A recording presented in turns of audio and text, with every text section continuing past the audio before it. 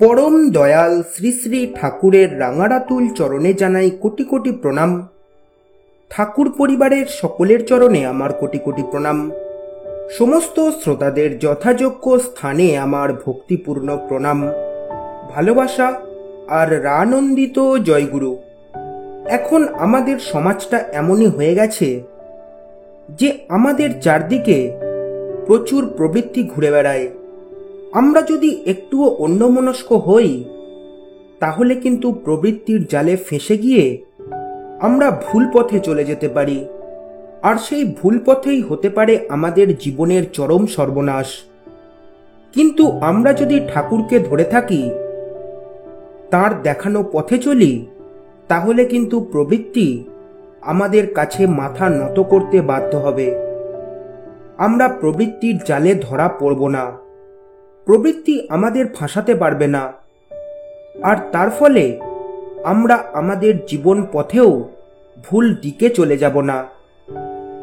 এই জন্য আচার্যদেব প্রতি পদে পদে আমরা কিভাবে ভালো থাকব, আমাদের জীবন কিভাবে সুন্দর হবে, সেই উপদেশ আমাদের দিচ্ছেন। আজকে এরকমই একটি প্রসঙ্গ নিয়ে আমরা আলোচনা করব। কলকাতা থেকে পেশায় শিক্ষক এক দাদা তার ছেলেকে সাথে নিয়ে এসেছেন। করুণ কণ্ঠে আচার্যদেবের কাছে বলে গেলেন ছেলেকে নিয়ে আশাহত হওয়ার কাহিনী। বেঙ্গালুরুতে পাঠিয়েছিলেন পড়াশুনো করে উচ্চশিক্ষিত হওয়ার জন্য, কিন্তু হিতে বিপরীত হয়ে গেল। ছেলে আজ ভয়ানক নেশাগ্রস্ত হয়ে পড়েছে, সব রকমের নেশা করতে শুরু করেছে। পুত্রকে নিয়ে প্রবল প্রত্যাশায় আকস্মিক ছেদ পিতৃ হৃদয়কে ক্ষত বিক্ষত করে দেয়। এক অনিশ্চয়তার বাতাবরণে তিনি বিভ্রান্ত হয়ে পড়েছেন। ছেলেকে নিয়ে এখন কি করা যায়, তারই দিশা প্রার্থনা করলেন আচার্যদেবের কাছে। পিতার পাশে নত জানু হয়ে বসে থাকা সেই পুত্রটিও খুঁজে ফেরে তার উত্তরণের পথ। নুইয়ে পড়া শীর্ণদেহ, যৌবনেই বার্ধক্যের সমস্ত চিহ্ন নিয়ে পুত্রের অব্যক্ত আবেদন পৌঁছায় আচার্যদেবের কাছে। আচার্যদেব অনেকক্ষণ ধরে পুত্রের অন্ধকারাচ্ছন্ন ভবিষ্যৎ নিয়ে চিন্তিত পিতার আকুল আবেদন শুনলেন। এরপর তিনি সেই ছেলেকে লক্ষ্য করে বললেন, আমার যদি মনে হয় এই কাজটা করলে আমার ক্ষতি হচ্ছে, তাহলে আমি কি করব? সবার আগে আমি কাজটা করব কিনা তাই নিয়ে নিজের মনের মধ্যে ভাবব। তুমি যদি মনে মনে সংকল্প নিয়ে থাকো তাহলেই তুমি পারবে। তুমি কি কখনো একবারও নিজের অন্তরে এই সংকল্প নেওয়ার কথা ভেবেছ?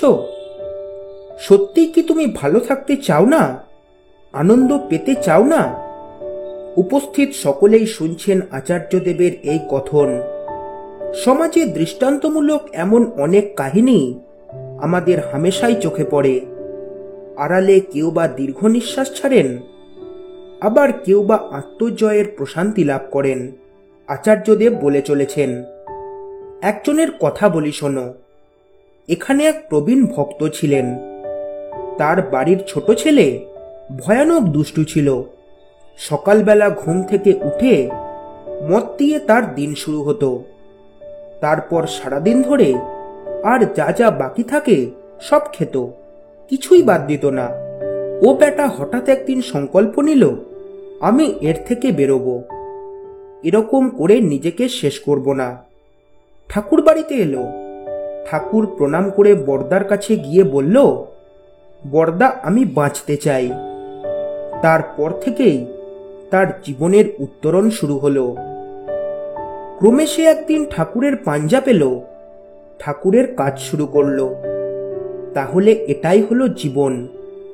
তুমি এটা মনে রাখবে, তুমি যা চাইবে তাই পাবে, তুমি চাইলেই পাবে। তুমি যদি এটা ভাবো যে ভগবান তোমার সাথে বসে গল্প করবে, সেটাও হবে। আমরা প্রত্যেকটা মানুষ যা চাই তাই পেতে পারি, চাওয়াটা সেরকম হতে হবে। তোমার মধ্যে একটা জিনিস আছে, কি জানো? তোমার মধ্যেই ভগবান আছে। কেমন করে ঘূর্ণি দিয়ে ঘষে ঘষে মাখন উঠলে ওঠে, দেখেছ, সেরকম নিজের বুদ্ধি আর ইচ্ছা দিয়ে তুমিও পারবে সেরকম তোমার ভেতরকার ভালোটাকে জাগিয়ে তুলতে। তোমার নিজের পয়সা, যেটা তুমি নিজে ভোগ করতে পারবে, জমাতে পারবে, সেটা তুমি নষ্ট করছো। পয়সাটা বাবা দিচ্ছে, সেটা তো তোমারই হবে। যেটা তুমি নেশার জন্য নষ্ট করছো, নিজের শরীর, মন, লিভার, কিডনি খারাপ করছো। এদিকে যাদের দিলে, তারা তোমাকে খারাপ জিনিস বিক্রি করে নিজেদের ছেলেকে কিন্তু ইংল্যান্ডে নিয়ে গিয়ে পড়াচ্ছে। বিষয়টা বোঝার চেষ্টা করো। যে নেশার জিনিস বিক্রি করছে, সে তোমাকে শোষণ করে নিজে লাভবান হচ্ছে। তাহলে তারা তোমার প্রকৃত বন্ধু না, তোমার বাবা তোমার আসল বন্ধু। এটা আগে বোঝো। তুমি আসলে একটা খুব ভালো ছেলে। তুমি চাইলেই তুমি ভালো হয়ে যাবে। নেশায় আচ্ছন্নতা, এতদিনের গড়ে ওঠা শরীর মনের বিদ্রোহী ভাব বোধহয় শান্ত হতে থাকে। সে বিহ্বলভাবে তাকিয়ে থাকে আচার্য দেবের দিকে। নিজের কৃতকর্মের জন্য সে কারো কাছে পুরস্কার পায়নি, বরং সকলের কাছে তিরস্কারই পেয়েছে। কিন্তু কেউ কোনোদিন তাকে ফেরার পথ বলে দেয়নি। কেউ কোনোদিন তার মনের অন্দরে ঢুকে খোঁজ নেয়নি তার ভালো মন্দের। আচার্যদেবের কাছে সে নিজেকে উন্মুক্ত করে দেয়। তার সেই স্নেহ মমতাময় আশীর্বচনে আত্মগ্লানিতে ভরপুর মনে ছেলেটি শান্তির শ্বাস নেয়। শারীরিক মানসিকভাবে ভেঙে পড়া মনে হয়তো জীবন পথের বীজ অঙ্কুরিত হতে থাকে। সে বুঝতে পারে অনন্ত সম্ভাবনাময় মহামূল্যবান জীবনটাকে সে একটু ভুল পথে চালিত করে আজ সে কোথায় পৌঁছেছে। আচার্য দেবকে ভক্তি ভরে প্রণাম করে অবনত মস্তকে ধীর পদক্ষেপে সে বিদায় নেয়। পিতা পুত্রকে অনুসরণ করেন। আমরাও যদি জীবনে ভালো থাকতে চাই, তাহলে আচার্যদেবের এই কথাগুলো আমাদের খুবই গুরুত্ব দিয়ে ভাবা উচিত।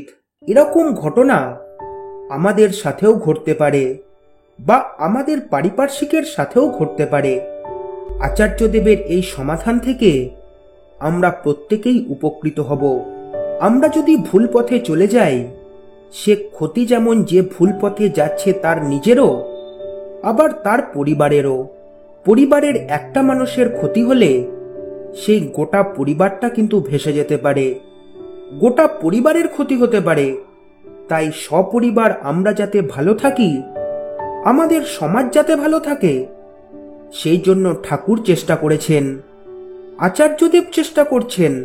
আর তার চেষ্টাকে মূল্য দিতে একমাত্র আমরাই পারি। তার মনোমতো হয়ে চললে তিনি খুশি হবেন, আমরা ভালো থাকব, আমাদের সমাজ ভালো থাকবে। আজকের আলোচনা এইটুকুই। পরম পিতার রাতুল চরণে সকলের মঙ্গল প্রার্থনা করে আজকের আলোচনা এখানেই শেষ করছি। জয় গুরু, বন্দে পুরুষোত্তমম।